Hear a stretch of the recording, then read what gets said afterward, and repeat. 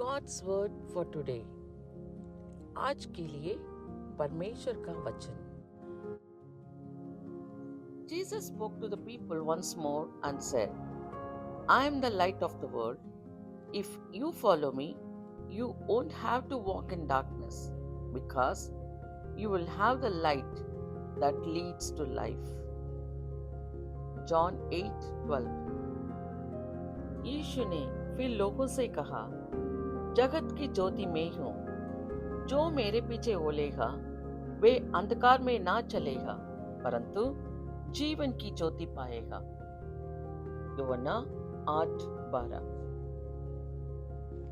మరలా యేసు, నేను లోకమునకు వెలుగును, నన్ను వెంబడించువాడు చీకటిలో నడువక జీవపు వెలుగు కలిగి యుండునని వారితో చెప్పెను.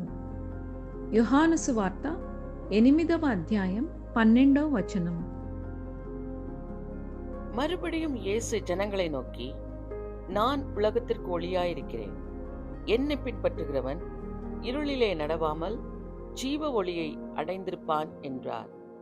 யோவான் 8:12।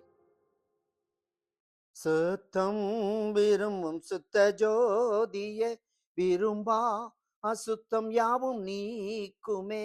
பாவி நீச பாவி நானையா, தேவா இரக்கம் செய்ய மாட்டீரோ. பரிசுத்தர் கூட்டம் நடுவில் ஜொலித்தீடும் சுத்த ஜோதியே, ஆரூபியே இவ்வேளையில் ஆடியார் நெஞ்சம் பாரீரோ.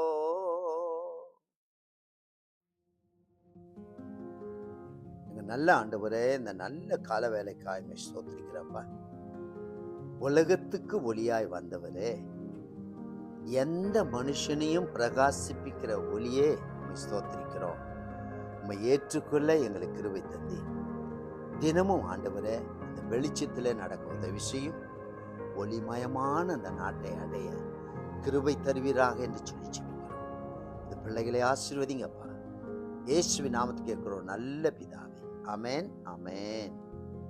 प्रभु जी, सुबह के वक्त के लिए हम धन्यवाद देते राजा। तू दुनिया का ज्योति है, हर एक मनुष्य को प्रकाशित करने वाला ज्योति तू ही है प्रभु। हम तुझको पाए हैं, हम अंधेरा में नहीं चलने पाए, सिर्फ ज्योति में चलने में मदद कर। हर रोज तेरे संग चलने मदद कर, ज्योति को प्रकट करना मदद कर। ज्योति का राज्य प्रभु, उसके लिए हम तैयारी करना मदद कर। तेरे लोगों को तो आशीष दे, यीशु के नाम में आमेन आमेन। God bless you all. Have a blessed day. Amen.